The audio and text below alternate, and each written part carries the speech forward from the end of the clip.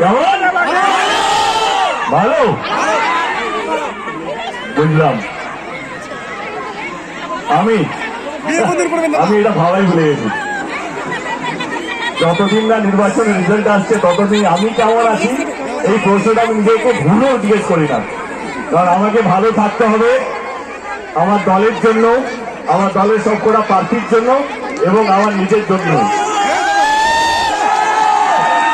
তো আমাকে যতই কিছু হোক না কেন, যতই গরমের মধ্যে ঘুরতে হোক না কেন, যেখানে যেখানে যেতে হোক না কেন, কিন্তু আমি কি করে ভালো থাকি জানেন?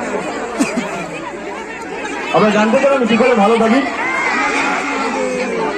আমার মনে হয়েছে আমি 14 মার্চ থেকে নির্বাচনের প্রচার শুরু করেছি আর কি। প্রচন্ড গরম শুরু হয়ে গেছে, আমি সত্যি বলছি। অনেকে মিডিয়া জিজ্ঞেস করে আপনি কি খান, আপনি লাঞ্চ কি করেন, আপনি বিবন্ডি খান কিনা, আপনি ওআরএস খান কিনা, এই গরমে কিভাবে নিজেকে ঠিক রাখেন, কিভাবে নিজেকে এত ঠান্ডা রাখেন।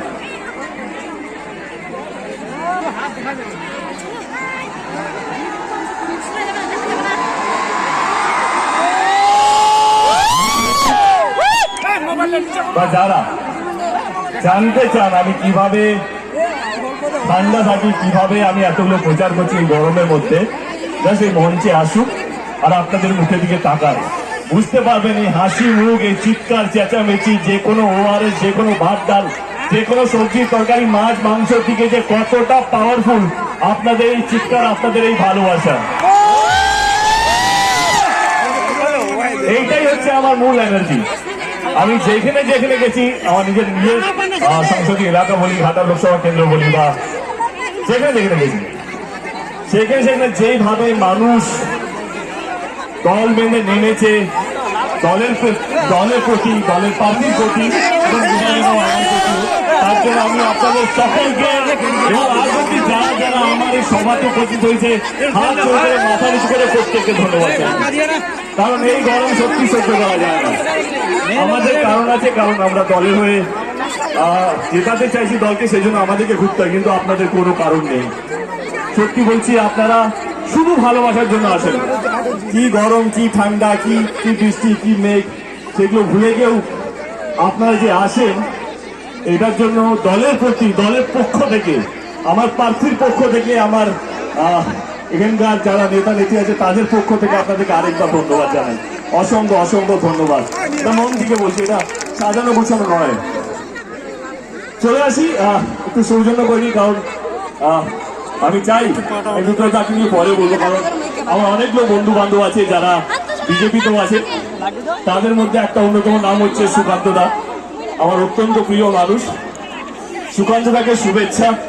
যে রাজনীতির ময়দানে যাই যে জিতুক না কেন, আমার মনে হয় যে মানুষ যাকে ভালোবাসবে, মানুষ যাকে বিশ্বাস করে তারই যেন জয় হয়। তো এই মঞ্চ থেকে সুকান্ত মজুমদারকে অনেক অনেক শুভেচ্ছা রইল।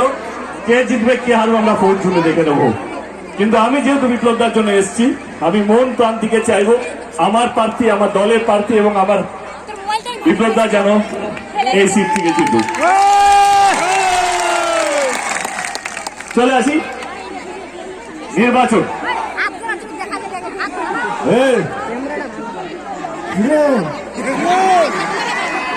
আমি বাইরে থেকে এসেছি, বিপ্লবদা এখানে থাকে। কি হয়েছে?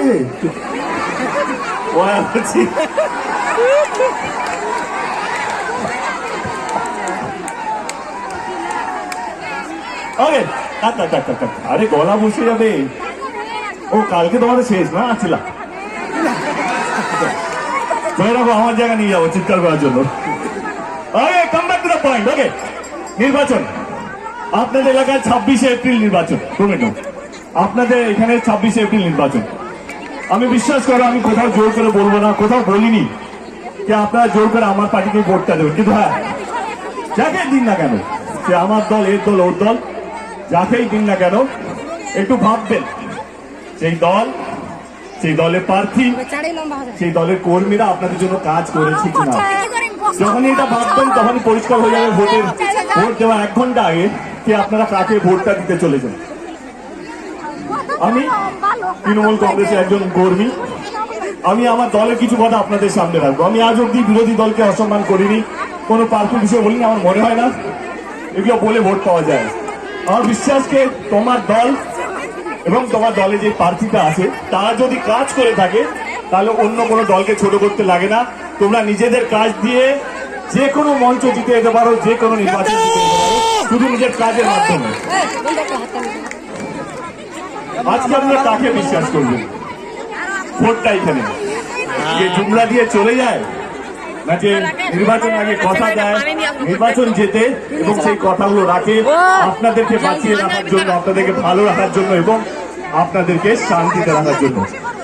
কিন্তু না, আজকে রাজনীতি হয়ে গেছে ধর্ম নিয়ে। যেই দল কাজ করে না তারা সবচেয়ে সহজ উপায় হচ্ছে ধর্মটাকে এগিয়ে দাও, কাজ করো সব ভুলে যাও। কারণ মানুষ সত্যি ধর্ম এলেই সব ভুলে যায়। কিন্তু এই নির্বাচন তো ধর্ম নিয়ে নয় না। এই নির্বাচনটা কিসের নির্বাচন?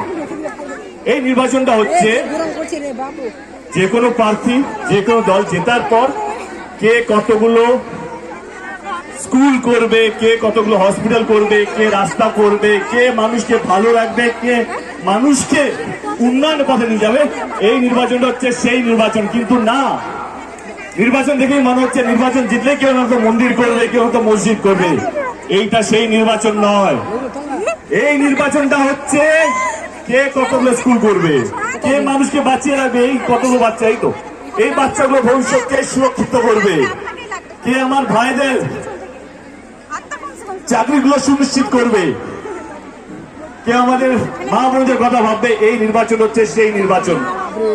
চলে আসি এখন যেটা বললাম, আমি আমার দলে কিছু কথা রাখবো। ওই দলকেই ভোটটা দেবেন যে দলগুলো হসপিটাল, কলেজ, স্কুল, রাস্তাঘাট আপনাদের সমস্ত কিছু করে।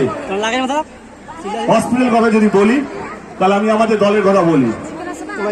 এই লোকসভায় আমাদের দল 2টি সুপার স্পেশালিটি হসপিটাল করেছে। ভোটটা হসপিটালের জন্য যাওয়া উচিত, মানুষকে বাঁচিয়ে রাখার জন্য যাওয়া উচিত। অনেকগুলো SNSU ইউনিট খোলা হয়েছে, অনেকগুলো গ্রামীণ হসপিটালটাকে ভালো করা হয়েছে যাতে গ্রামের মানুষরা তাদেরকে শহরে আসতে না হয়, তারা তাদের গ্রামে যেন সুস্থ চিকিৎসা পায়, ভালো থাকে, সুস্থ থাকে এবং বেঁচে থাকে।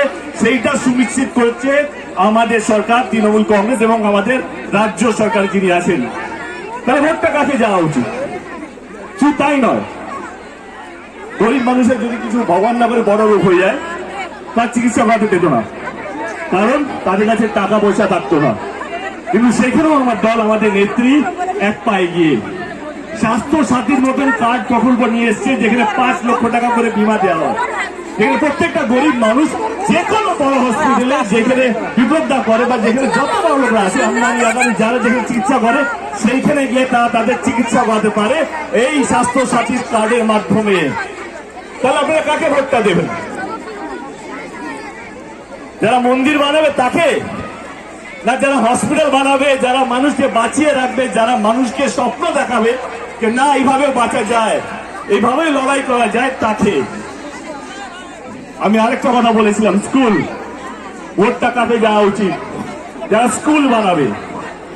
আপনাদেরকে জানিয়ে রাখি, আপনারা হয়তো জানেনও, এই লোকসভা কেন্দ্রে একটা বিশ্ববিদ্যালয় বানানো হয়েছে,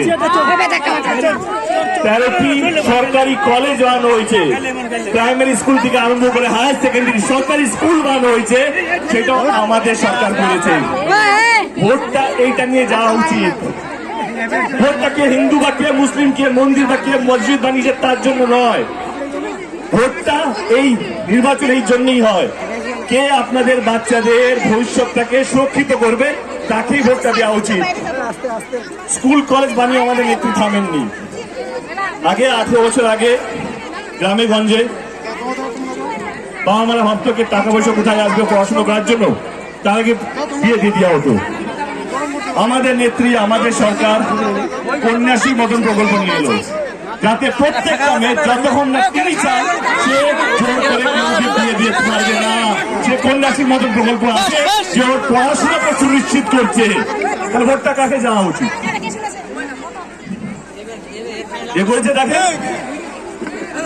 তাই এবার বলি, আজকে অনলাইনের যুগ, আজকে পড়াশোনা অনলাইন হচ্ছে, কিন্তু যারা গরিব মানুষ, যাদের হাতে স্মার্টফোন নেই, যাদের হাতে ট্যাব নেই, যাদের বাড়িতে কম্পিউটার তো দূরের কথা, তারা কি পড়াশোনা করবে না?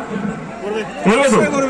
সেইখানেও আমাদের দল, আমাদের নেত্রী, আমাদের সরকার, রাজ্য সরকার এক পায়ে গিয়ে স্বপ্ন প্রকল্প নিয়ে এসছে। 10,000 টাকা করে ট্যাব কেনার জন্য টাকা দেওয়া হয়, যাতে গরিবের ছেলে মেয়েরাও একটা ফোন কিনে অনলাইনে পড়াশুনো করতে পারে। তাহলে ভোটটা কাকে যাবে? আমি এত রাজনীতি বুঝি না, আমি এটুকু বুঝি যে মানুষকে নিয়ে ভাববে, যে আপনাদের পরিবারকে নিয়ে ভাববে, তাকে তো ভোটটা দেওয়া উচিত। আগে এই গরমে, আবার স্টুডেন্টদের নিয়ে বলছি, এই গরমে কিছু বছর আগে অবধি ছেলে মেয়েরা পায়ে হেঁটে স্কুলে যেত। আমাদের সরকার সুনিশ্চিত করেছে প্রত্যেকটা ছাত্র ছাত্রী তার সাইকেল নিয়ে বা স্কুলে যাবে সবুজ সাথীর মাধ্যমে। তাহলে ভোটটা কোথায় যাবে? যে বাচ্চাদেরকে নিয়ে ভাবে, যে স্টুডেন্টদেরকে নিয়ে ভাবে। এবারে গরিবের ছেলেমেয়েরাও স্বপ্ন দেখে ডাক্তার হওয়ার, ইঞ্জিনিয়ার হওয়ার, কিন্তু তাদের কাছে অত পয়সা নেই প্রাইভেট ইনস্টিটিউশনে গিয়ে অ্যাডমিশন নেবার। সেইখানেও আমাদের নেত্রী এক পায়ে গিয়ে স্টুডেন্ট ক্রেডিট কার্ড বার করা হয়েছে, যাতে ছেলে মেয়েরা যারা সত্যি খুব পড়াশোনায় ভালো, যারা অর্থ নেই স্বপ্নটা সত্যি করার জন্য, তাদের পাশেও আমাদের নেত্রী আছে, আমাদের সরকার আছে স্টুডেন্ট ক্রেডিট কার্ডের মাধ্যমে। তাহলে আপনারা বলুন ভোটটা কাকে দেবে?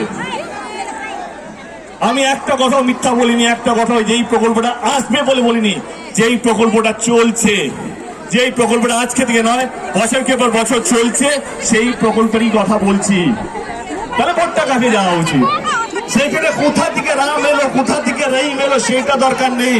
আমার ঘরটা ভালো আছে কি নেই, আমার বাবা মা ভালো আছে কি নেই, আমার ছেলে মেয়েরা ভালো আছে কি নেই, সে হিন্দু হোক বা মুসলিম হোক বা যে কোনো কমিউনিটির হোক, এইটাই হওয়া উচিত নির্বাচনের কারণ। আমরা ভালো আছি কি নেই, আমার ধর্মটা কি সেটা নয়, আমি ভারতীয়, এটাই সবচেয়ে বেশি ইম্পর্টেন্ট। ভারতের প্রত্যেকটা মানুষের অধিকার আছে, কিন্তু আজকে ধর্ম নিয়ে জ্ঞান শেখানো হচ্ছে যে হিন্দুরা মাজারে কেন যায়। আপনারা জানেন যে আজমের শরীফে কতজন হিন্দু যায়, শিরডির সাই বাবা কতগুলো মুসলিম যায়। এইটাই হচ্ছে কথা, ধর্মের বিষ আমাদের সবাইকে মিশে খাই দেওয়া হচ্ছে। বলা হচ্ছে এইটাই নির্বাচনের মুদ্রা। না, নির্বাচনের মুদ্রা হওয়া উচিত, নির্বাচনের ইস্যু হওয়া উচিত উন্নয়ন, যে মানুষকে ভালো রাখবে, কে কতটা ভালো রাখবে। যদি এইটা নিয়ে নির্বাচন হয়, চোখ বন্ধ করে আমাদের সরকার 100 ধাপ এগিয়ে যে কোনো রাজ্য সরকার আমাদের দেশের মধ্যে। এবারে কথা দিয়ে কথা রাখা, আমরা কেন্দ্র সরকারকে 10 বছর ধরে দেখছি।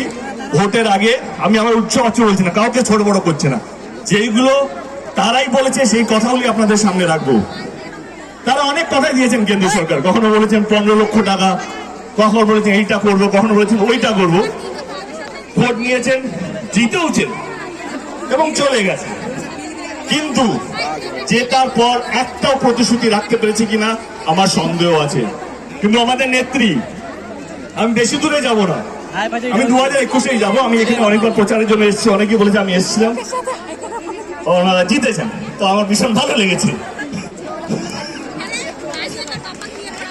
না, জিততে কার না ভালো লাগে ভাই। এবং যাকে সেটা না, সেটা ডেফিনেটলি ওনাদের নিজেদের দমে, আমার এখানকার কর্মীদের জন্য আমরা জিততে পেরেছি এবং মানুষের বিশ্বাস, মানুষের ভালোবাসা আদায় করতে পেরেছে বলে জিতেছে। চলে আসে 2021-এর নির্বাচনের সময়, যখন করোনার তুঙ্গে লকডাউন সব রিলিফ হয়েছে, নির্বাচনটা শুরু হয়েছে, তখন আমরা বিভিন্ন বিধানসভায় গিয়ে প্রচার করতাম। দিদি আমাদেরকে বলেছিল কে লক্ষ্মীর ভান্ডারের মতন প্রকল্প নিয়ে আসবে, স্বাস্থ্য সাথী কার্ডের মতো একটা প্রকল্প নিয়ে আসবে। আমরা দিদি এটা কি, এইটা হলে প্রত্যেকটা মহিলাকে আমরা 500 টাকা করে দেবো। তাহলে এটা কি সম্ভব? হ্যাঁ দেব, সম্ভব। কেন সম্ভব নয়? 2021-এ নির্বাচন হলো, আমরা 215টা সিট নিয়ে জিতেছি। মানে প্রথমবার বাংলায় তৃণমূল কংগ্রেস 200 পার করেছিল, শুধুমাত্র আপনাদের জন্য, আপনাদের ভালোবাসার জন্য, এবং আপনারা বিশ্বাস করেছেন বলে। 215টা সিট যে কোনো সরকারের জন্য চোখ বন্ধ করে 3 বছরের হানিমুন পিরিয়ড, কিছু না কাজ না করলেও চলে। কিন্তু না, আমাদের সরকার, আমাদের নেত্রী জিতার 3 মাসের মধ্যে লক্ষ্মীর ভান্ডার প্রকল্পটা বাস্তবিক করেছে। এবারে কার কথাটা আপনারা বিশ্বাস করবেন? বিশ্বাসই তো হবে।